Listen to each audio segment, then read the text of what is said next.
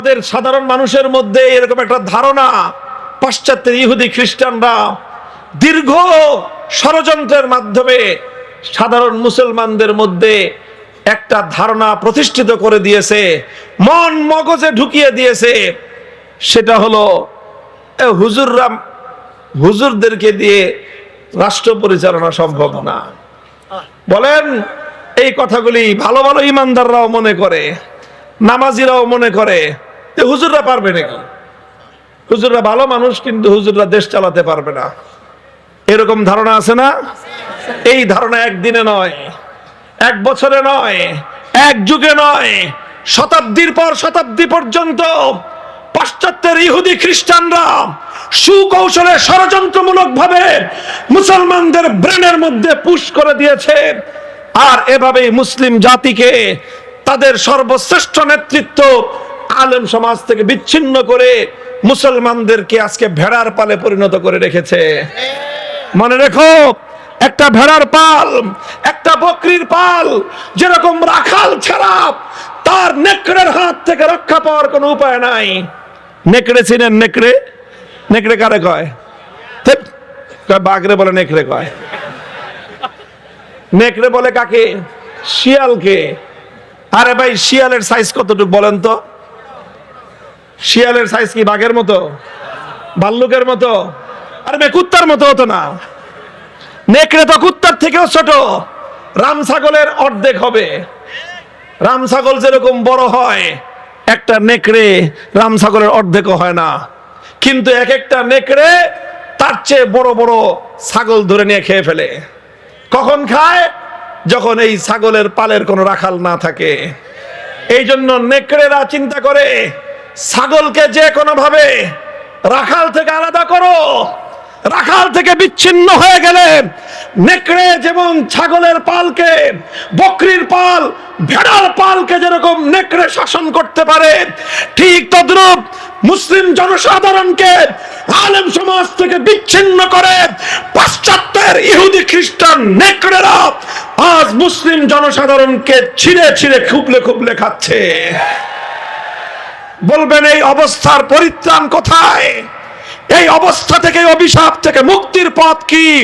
মুক্তির পথ হলো একটাই, এই মুসলিম সমাজের নেতৃত্ব তাদের হাতেই দিতে হবে যাদের পক্ষে আল্লাহ পাক কোরআন এবং আসমানী ওহীর ইলমের আমানত রেখেছেন। তারা ছাড়া কেউ মুসলিম সমাজের ভাগ্যের পরিবর্তন অন্য কারো দ্বারা হওয়া সম্ভব নয়। এটা আমি অত্যন্ত আস্থার সাথে বলছি এই কথা। অনেক মানুষ আছে ইসলাম চায়, কিন্তু আবার ইসলামটা চায় একটু মডারেট মার্কা ইসলাম, মোল্লা মার্কা ইসলাম চায় না। যারা মোল্লা মার্কা ইসলাম চান না, মডারেট মার্কা ইসলাম চান, আপনাদের আন্তরিকতা নিয়ে প্রশ্ন তুললাম না, তবে আপনাদের বলদামি নিয়ে প্রশ্ন থেকেই যাবে। আপনাদের আন্তরিকতা নিয়ে প্রশ্ন নাই, কিন্তু বলদামি নিয়ে প্রশ্ন থাকবে। মডারেট ইসলাম দিয়ে সত্যিকার ইসলামের জৌলুস কোনদিন আনা সম্ভব নয়।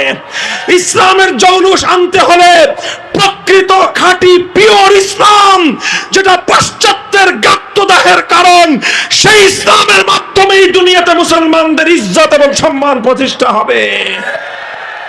মনে রাখেন, নাহনু কওমুন আ'আজ্জানাল্লাহু বিল ইসলাম, আমরা সেই জাতি, আল্লাহ আমাদেরকে দুনিয়াতে যখন বিজয় দিয়েছেন সত্যিকার ইসলামের মাধ্যমে দিয়েছেন, মডারেট ইসলামের মাধ্যমে আল্লাহ আমাদেরকে সম্মান দেন নাই। ভাই, এগুলো এক সময় শুধুমাত্র আমরা তাত্ত্বিক কথা বলতাম, তাত্ত্বিক থিওরিটিক্যালি কথা বলা লাগতো। 2025 সালে এসে এটা এখন আর কোনো থিওরি শুধু নয়, এটা শুধু তাত্ত্বিক কোনো কথা নয়। আজ এই পৃথিবীর 2025 সালের আজকের এই পৃথিবীর রিয়েলিটি, এটা বাস্তবতা।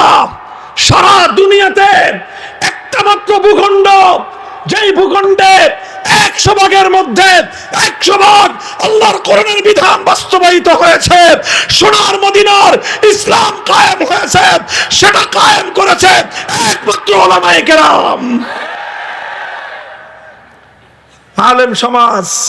একটা রাষ্ট্র আছে, এই পৃথিবীতে আছে, ওই মঙ্গল গ্রহ না, মঙ্গল গ্রহের কথা বলছি না, অন্য কোন গ্রহের কথা না। এই পৃথিবী নামক এই গ্রহের মধ্যে একটা দেশ আছে, বিশাল দেশ, 6.5 লক্ষ বর্গ কিলোমিটার ব্যাপী একটা দেশ, 4 কোটি তার পপুলেশন। সেই দেশে একটা সরকার আছে, সরকারের 30 জনের মতো মন্ত্রী, 28 জন দারুল উলুম দেওবন্দের সন্তান, 28 জন মাওলানা কওমি মাদ্রাসার আলেমরা। তারা সেই রাষ্ট্র চালায়, তারা সেই দেশ চালায়। সেই দেশের যিনি প্রধান, সেই দেশের যিনি প্রধান, তার উপাধি হলো আমিরুল মুমিনিন। এই পৃথিবীতে আসমানের নিচে জমিনের উপর একজন মাত্র মানুষ যিনি বুকে সাহস নিয়ে এই কথা বলেন, আনা আমিরুল মুমিনিন, আমি দুনিয়ার 250 কোটি মুসলমানদের দায়িত্বশীল। এই যে 250 কোটি মুসলমানের দায়িত্ব নেওয়ার মতো ক্ষমতা পৃথিবীর অনেক বড় বড় শিল্পপতি রাষ্ট্রের নাই, অনেক বিশাল সম্পদশালী রাষ্ট্রের নাই। অনেক বড় বড় পেট্রোডলারের মালিক, বিশাল সম্পদের মালিক, প্রাকৃতিক সম্পদ, খনিজ সম্পদ, তেল সম্পদে ভরপুর রাষ্ট্র, বিশাল তাদের বিশাল ভূগোল, অনেক বড় দেশ, কিন্তু সেই দেশের প্রধানদের এই সাহস হয় না। সে নিজেকে পরিচয় দিবে আমিরুল মুমিনিন, আমি সারা দুনিয়ার সমস্ত মুমিনদের জিম্মাদার। এই কথা বলবার সাহস যদি পৃথিবীতে থেকে থাকে, মোল্লাদেরই আছে। তার নাম হলো মোল্লা হিবাতুল্লাহ আখুনজাদা হাফিজাহুল্লাহ, শাইখুল হাদিস তিনি। সেই জনপদের সবচেয়ে বড় বুজুর্গ তিনি। সকলে মনে করে ওই জনপদে তার চেয়ে বড় আলেম আর কেউ নাই, তার চেয়ে বড় বুজুর্গ কেউ নাই। যে সবচেয়ে বড় আলেম হয়, যে সবচেয়ে বড় বুজুর্গ হয়, যুগের সে সবচেয়ে বড় সাহসীও হয়।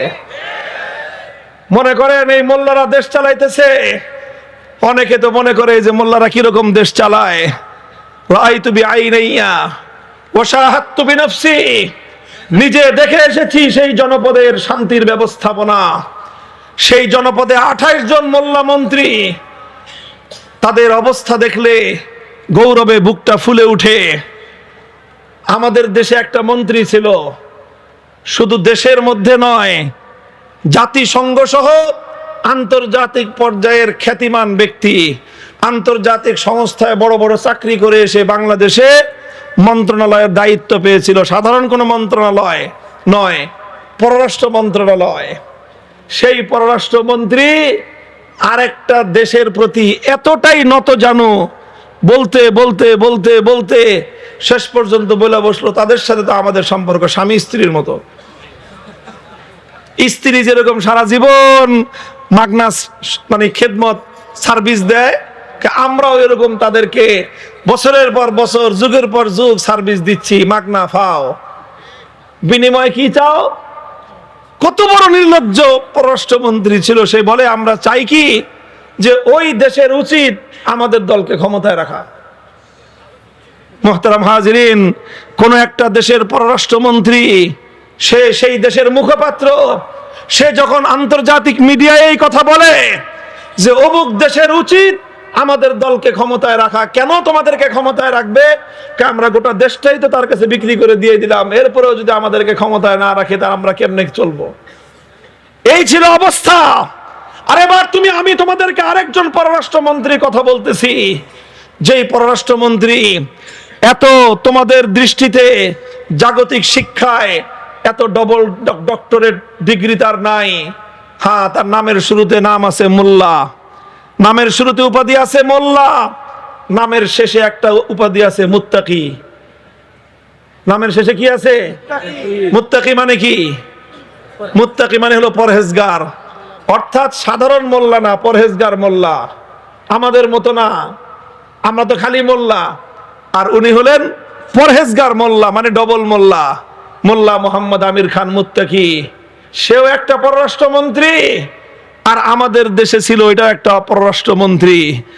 আকাশের বাজ পাখি একটা পাখি, তেল্লাছড়াও একটা পাখি। সেই মোল্লা ওই দেশে গেল, যেই দেশকে তোমরা স্বামী বলে স্বীকার করো, যেই দেশকে তোমরা খালি সারা জীবন পাইতে দাও, সেই দেশে ওই মোল্লা আসলো।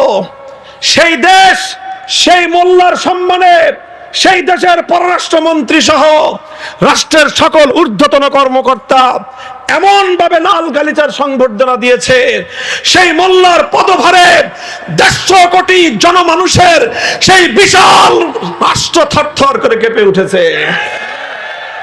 আন্তর্জাতিক গণমাধ্যমে ছবি ছাপানো হয়েছে, মোল্লা পররাষ্ট্রমন্ত্রী আর ওই দেশের একটা পররাষ্ট্রমন্ত্রী, মোল্লার পাশে পররাষ্ট্রমন্ত্রীর মনে হয় বাঘের সামনে একটা বিলাই খাড়া দিছে। কথাগুলি কেন বলতেছি আপনাদেরকে?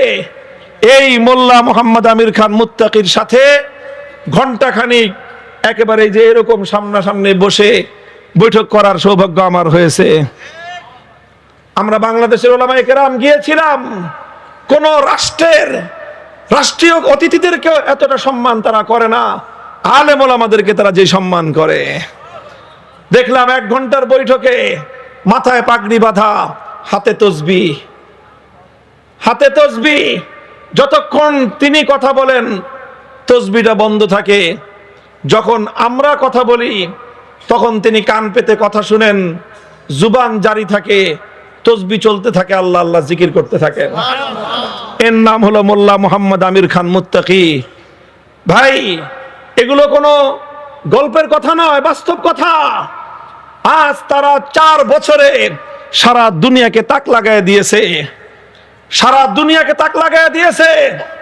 দুনিয়ার মাত্র একটা রাষ্ট্র এই 4 বছরে, 4.5 বছরে তাদেরকে স্বীকৃতি দিয়েছে। এখনো কোন রাষ্ট্র তাদেরকে স্বীকৃতি দেয় নাই। সারা পৃথিবীর সহযোগিতাকে বাদ দিয়ে এক আল্লাহর উপর ভরসা করে বিগত 4 বছরে শুধু অর্থনৈতিক ক্ষেত্রে তারা যে উন্নয়ন সাধন করেছে, বিগত 4.5 বছরে পৃথিবীর অন্য কোন রাষ্ট্র অর্থনৈতিকভাবে এতটা অগ্রগতি সাধন করতে পারে নাই। শুধু ছোট্ট একটা পরিসংখ্যান শোনাই আপনাদের কাছে। 2021 সালের 15ই আগস্ট তারা ক্ষমতায় এসেছিল।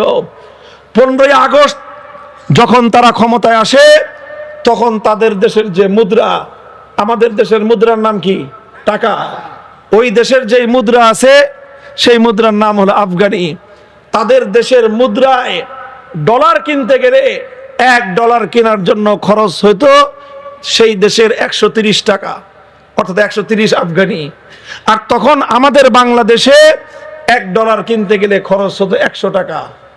আজ 4 বছর পরে বিগত সেপ্টেম্বরে দেখে এসেছি, সেই দেশে এখন $1 কেনার জন্য 130 মুদ্রা লাগে না, 65 মুদ্রা দিয়ে $1 পাওয়া যায়। কত? প্রায় কিসের? পুরাই অর্ধেক মিয়া। আবার কয় প্রায় অর্ধেক। 65 দ্বিগুণে 130।